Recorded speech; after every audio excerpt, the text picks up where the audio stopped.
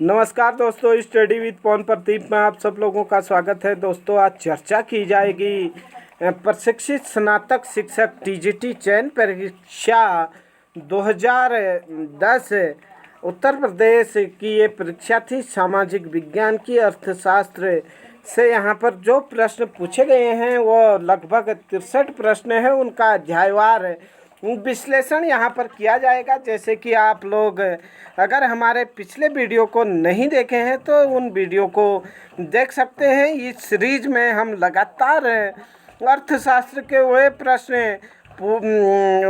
प्रश्नों पर चर्चा कर रहे हैं जो लगातार परीक्षाओं में पूछे गए हैं, और साथ में आप देखेंगे कि विभिन्न प्रतियोगी परीक्षा जो टीजीटी की परीक्षा है उसमें ये प्रश्न पूछे गए हैं।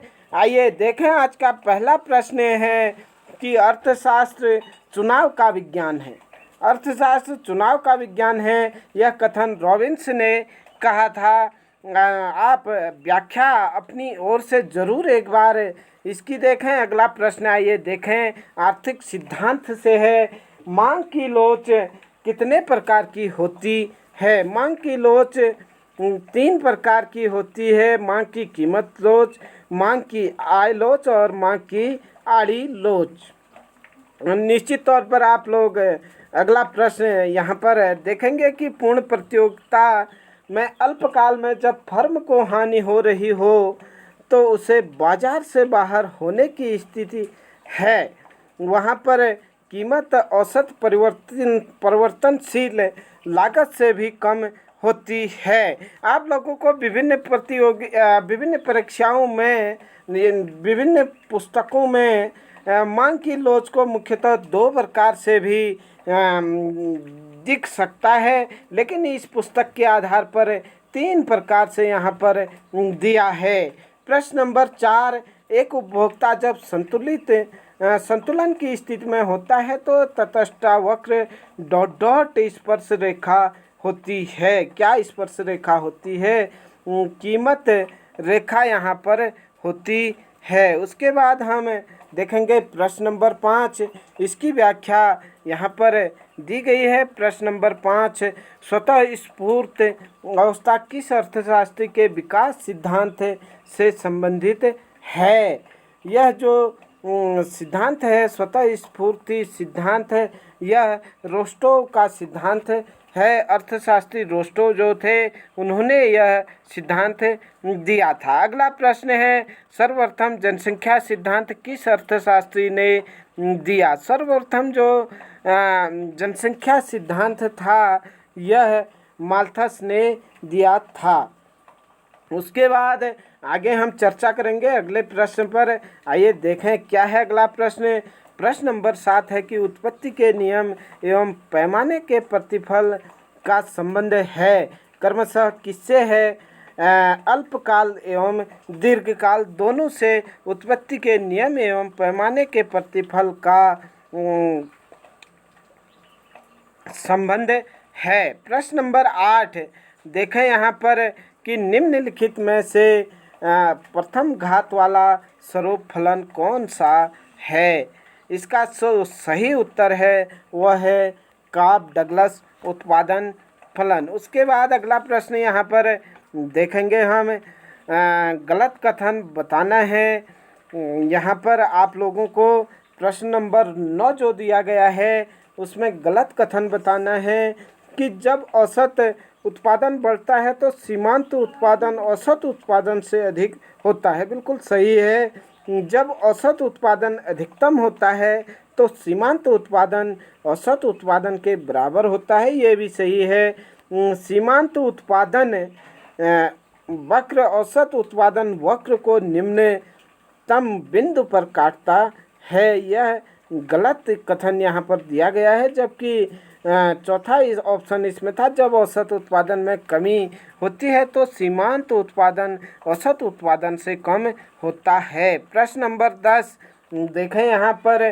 प्रश्न नंबर 10 यहाँ पर दिया गया है कि निम्न में से कौन सा कथन सीमांत लागत और औसत लागत एसी के बीच सही संबंध को बताता है? इसका जो सही उत्तर यहाँ पर दिया गया है सही उत्तर इसका है ऑप्शन सी। यदि एसी वक्र यू आकार का होता है तो एमसी वक्र एसी वक्र को उसके न्यूनतम बिंदु पर काटता है। चित्र से भी आप लोग यहाँ पर समझ सकते हैं इसकी व्याख्या में। आइए प्रश्न नंबर 11 पर को देखें। प्रश्न नंबर 11 है कि मांग वक्र के दाहिनी ओर गिरते हुए आकार का कारण है ह्रासमान सीमांत उपयोगिता नियम। उसके बाद प्रश्न नंबर 12 यहाँ पर देखें कि मांग वक्र के ऊपर उठने के कारण या अपवादी मांग वक्र के कारण निम्न में से कौन नहीं है। इसका जो सही आंसर है कि मांग में वृद्धि के कारण अधिक मात्रा में क्रय करना, ये इसके लिए सही आंसर था, जो कथन सही नहीं है। प्रश्न नंबर 13 देखें तो वस्तुओं के मध्य तिर्यक या आड़ी मांग लोच के संबंध में निम्न कथनों में से कौन सा कथन सही है। इसके लिए जो सही आंसर है इसके ऑप्शन देखें कि जब दो वस्तुएं संयुक्त रूप से मांगी जाती हैं तो मांग की आड़ी लोच ऋणात्मक होती है।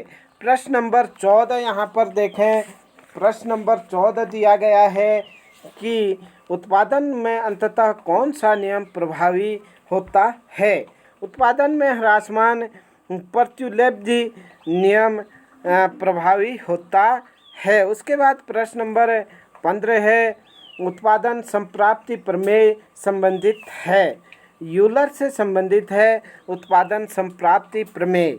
उसके बाद प्रश्न नंबर 16 है पैमाने का बढ़ता प्रतिफल निर्भर करता है आंतरिक एवं बाह्य किफ़ायतों दोनों पर पैमाने का बढ़ता हुआ प्रतिफल निर्भर करता है। उसके बाद आप लोग इसकी व्याख्या देखेंगे। प्रश्न नंबर 17 कि कौन सा प्रश्न पूछा गया था टीजीटी एग्ज़ाम 2010 में। ये प्रश्न वो प्रश्न हैं जो किसी न किसी परीक्षा में फिर से पूछे जाएंगे और निश्चित तौर पर इसकी व्याख्या भी काफ़ी महत्वपूर्ण रहने वाली है, इसलिए आप लोग एक बार व्याख्या ज़रूर देखें।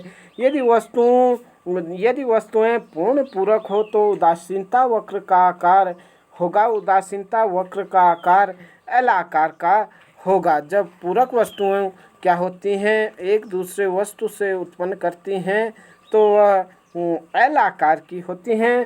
प्रश्न नंबर 18 निकट के स्थान पत्रों की प्रतिलोच इकाई से कम होती है। इसके बाद जो प्रश्न पूछे गए थे कीमत निर्धारण के सिद्धांत से जो प्रश्न पूछे गए हैं, आइए उन पर चर्चा करते हैं। एकाधिकार प्रतियोगिता से अभिप्राय है। कई बार परीक्षाओं में पूछा जाता है कि उत्पादकों की अधिकता एवं वस्तुओं का विभेदीकरण। उसके बाद एकाधिकार आधारित है। एकाधिकार किस पर आधारित है? पूर्ति के नियंत्रण पर आधारित है एकाधिकार।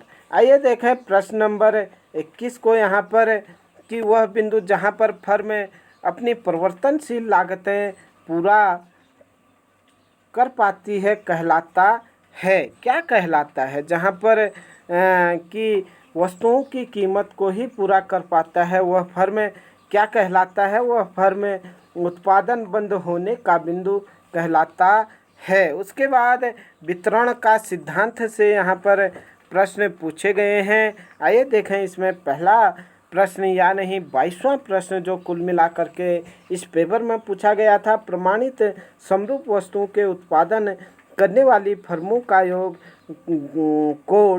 कहते हैं। उद्योग कहते हैं। प्रमाणित स्वरूप वस्तुओं के उत्पादन करने वाले फर्म को उद्योग कहते हैं। अगला प्रश्न था पूर्ण प्रतियोगिता की कौन सी विशेषता नहीं है? पूर्ण प्रतियोगिता में क्रेता एवं विक्रेताओं की संख्या कम होती है। उसके बाद अगला प्रश्न मुद्रास्फीति से बाजार में चीज़ें क्या होती हैं? महंगी हो जाती हैं। मतलब मुद्रास्फीति जब होती है जो बाजार की चीज़ें होती हैं वो महंगी हो जाती हैं। आइए अगला प्रश्न देखें। यहाँ पर प्रश्न जो दिया गया है प्रश्न नंबर 25 की उपयुक्त चित्र का संतुलन दर्शाती है। कौन सा संतुलन दर्शाती है? आप देख पा रहे होंगे कि पूर्ण प्रतियोगिता फर्म को हानि। उसके बाद आइए देखें प्रश्न नंबर 26। मुद्रा के परिमाण सिद्धांत के अनुसार मुद्रा की पूर्ति एवं कीमत स्तर में क्या होता है? धनात्मक एवं आनुपातिक संबंध होता है। उसके बाद आइए देखें प्रश्न नंबर 27। निम्नलिखित में से मुद्रा आपूर्ति की सर्वाधिक तरल माप क्या है? मुद्रा आपूर्ति की सर्वाधिक तरल माप M1 है। M1, M2, M3 आप लोग देख सकते हैं। निश्चित तौर पर काफ़ी परीक्षाओं में यहाँ से प्रश्न बनते हैं। सही कथन क्या है, इस पर आप लोगों को बताना है। पहला ही ए ऑप्शन वितरण का आधुनिक सिद्धांत है, मांग और पूर्ति का सिद्धांत है, बिल्कुल सही कथन है। उसके बाद आप लोग प्रश्न नंबर 29 यहाँ पर देखेंगे कि शुद्ध लाभ में सम्मिलित नहीं है। शुद्ध लाभ में नव प्रवर्तन का परितोषक शामिल नहीं है। अगला प्रश्न नंबर 30। मुद्रा परिमाण के कैम्ब्रिज समीकरण में यदि कुल उत्पाद Y तथा मुद्रा M दोनों अपरिवर्तित रहे तो K में वृद्धि हो जाए तो उसे क्या कहते हैं? निरपेक्ष मूल्य स्तर गिर जाएगा। अगला प्रश्न आइए देखें। उससे पहले आप लोग यहाँ पर इसकी व्याख्या पर एक नज़र दौड़ाएं। आइए देखें अगला प्रश्न नंबर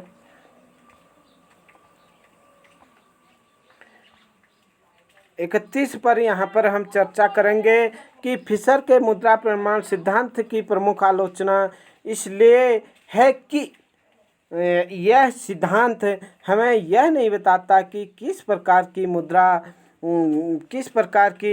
मुद्रा की मात्रा में परिवर्तन कीमत स्तर को प्रभावित करती है। अगला प्रश्न नंबर 32। लाभ अनिश्चितता का परितोषक है, यह विचार प्रतिपादन किया। यह विचार नाइट ने दिया। निश्चित नाइट थे। यह प्रश्न भी काफ़ी बार परीक्षाओं में पूछा गया है। आप लोग देखेंगे 2010, 13, 11 सभी TGT परीक्षाओं में लगभग यहाँ से प्रश्न बना है। अगला प्रश्न नंबर 33। कृषि वाणिज्यिक बैंक की ऋण देय क्षमता निर्भर करती है, किस पर निर्भर करती है? ये प्रश्न पूछा गया था। इसके लिए जो सही आंसर था नगद स्थिति पर यह निर्धारित करती है। इसके बाद आइए देखें प्रश्न नंबर 34 कि निम्न में से किसके साथ अधिक क्षमता का सिद्धांत संबंधित नहीं है? पूर्ण प्रतियोगिता के साथ अधिक क्षमता का सिद्धांत संबंधित नहीं है। मुद्रास्फीति के समय सार्वजनिक व्यय को घटाना चाहिए। उसके बाद प्रश्न नंबर 36। प्रतिकूल भुगतान संतुलन ठीक करने हेतु निम्न उपायों में कौन सा उपाय मौद्रिक नहीं है? आयात प्रतिबंध यहाँ पर मौद्रिक नहीं है। विनिर्माण क्षेत्र से यहाँ पर प्रश्न पूछे गए थे। पहला प्रश्न था कि कीन्स के रोजगार सिद्धांत का मूल बिंदु है प्रभावी मांग। कीन्स के जो रोजगार सिद्धांत का मूल बिंदु है वह है प्रभावी मांग। आइए देखें अगला प्रश्न क्या पूछा गया था 2010 TGT परीक्षा में। इससे पहले आप लोग यहाँ पर व्याख्या दे सकते हैं और बुक का नाम आप याद रख सकते हैं, हाउ टू पे फॉर वार। इसके बाद प्रश्न नंबर 38। कीन्स के अनुसार सट्टा उद्देश्य मुद्रा की मांग क्या है? मतलब ब्याज की दर के साथ ऋणात्मक रूप में परिवर्तित होती है। उसके बाद प्रश्न नंबर 39 यहाँ पर है व्यापार संतुलन वस्तुओं के ... के बराबर होता है। निर्यात ऋण आयात के बराबर व्यापार संतुलन होता है।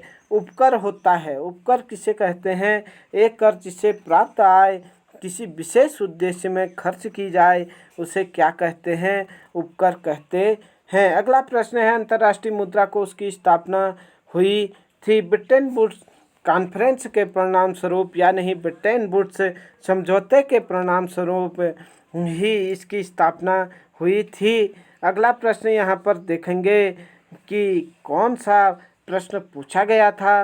प्रश्न नंबर 42। निम्न में कौन विश्व बैंक से संबंधित नहीं है? अंतर्राष्ट्रीय वित्त निगम संबंधित है। अंतर्राष्ट्रीय विकास संगठन भी संबंधित है, अंतर्राष्ट्रीय मुद्रा कोष भी संबंधित है, जबकि विश्व व्यापार संगठन एक अलग संस्था है जो विश्व बैंक से संबंधित नहीं है। ऐसा कर जो आय बढ़ने के साथ आय का एक बहुत बड़ा हिस्सा ले जाता है कहलाता है प्रगतिशील कर।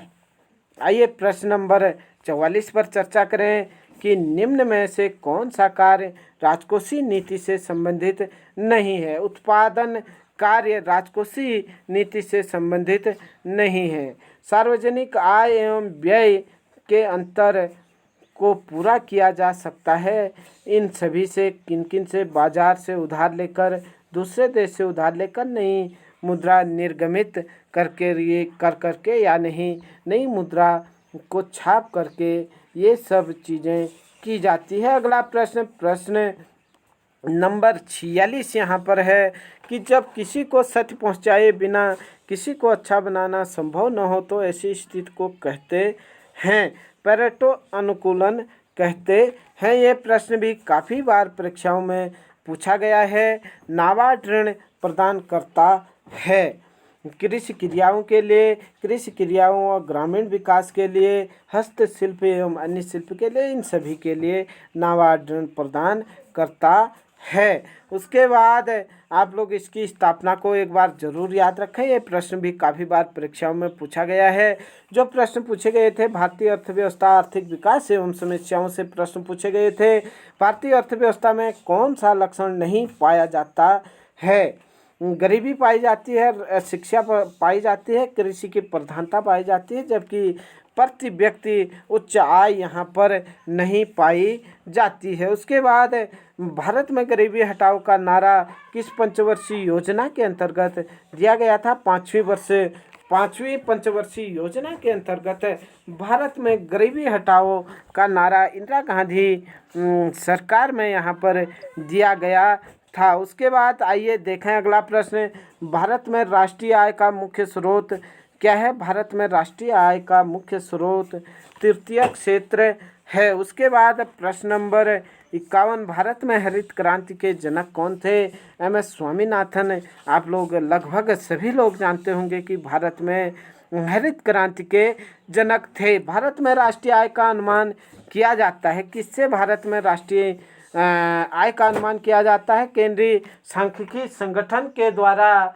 भारत में राष्ट्रीय आय का अनुमान किया जाता है। उसके बाद आप लोग देखें कि कौन सा प्रश्न अगला प्रश्न पूछा गया था। यहाँ पर प्रश्न नंबर 53 है, भारतीय रुपये का प्रथम बार अवमूल्यन किया गया। 1949 में भारतीय रुपये का प्रथम बार अवमूल्यन किया गया था।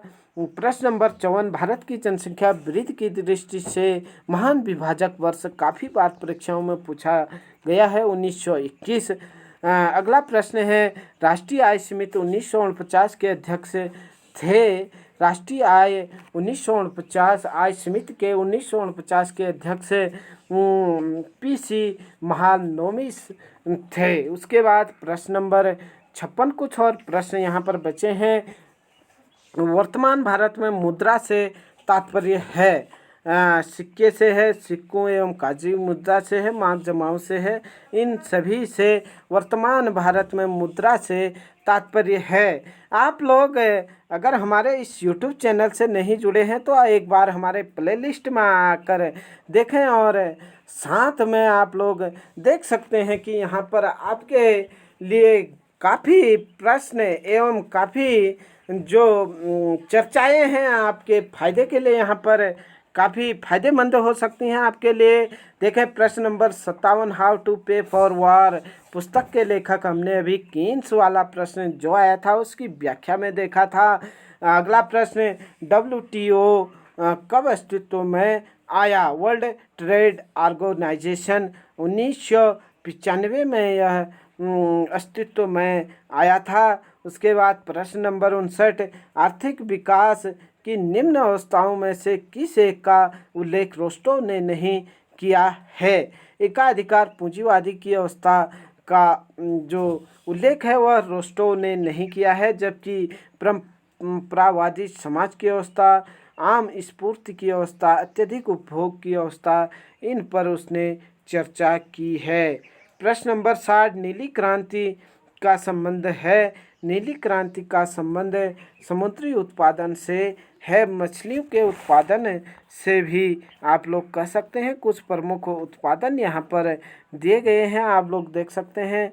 हरित क्रांति खाद्यान्न से संबंधित है, नीली क्रांति मत्स्य से उत्पादन है, पीली क्रांति तिलहन से, भूरी क्रांति उर्वरक से, सदाबहार क्रांति सभी क्रांतियों की क्या है, एक संयुक्तकरण है, मतलब सभी का एक संयुक्त रूप है। प्रश्न नंबर 61, यदि 100 संतरे 5 रुपये प्रति संतरे की दर से एक ऐसी अर्थव्यवस्था में बेचे जाते हैं जहां मुद्रा की कुल मात्रा 125 रुपया है, बताइए कि फिशर के समीकरण के अनुसार प्रत्येक रुपया वर्ष भर में कितनी बार हाथों से गुजरेगा? 4 बार यह हाथों से गुजरेगा।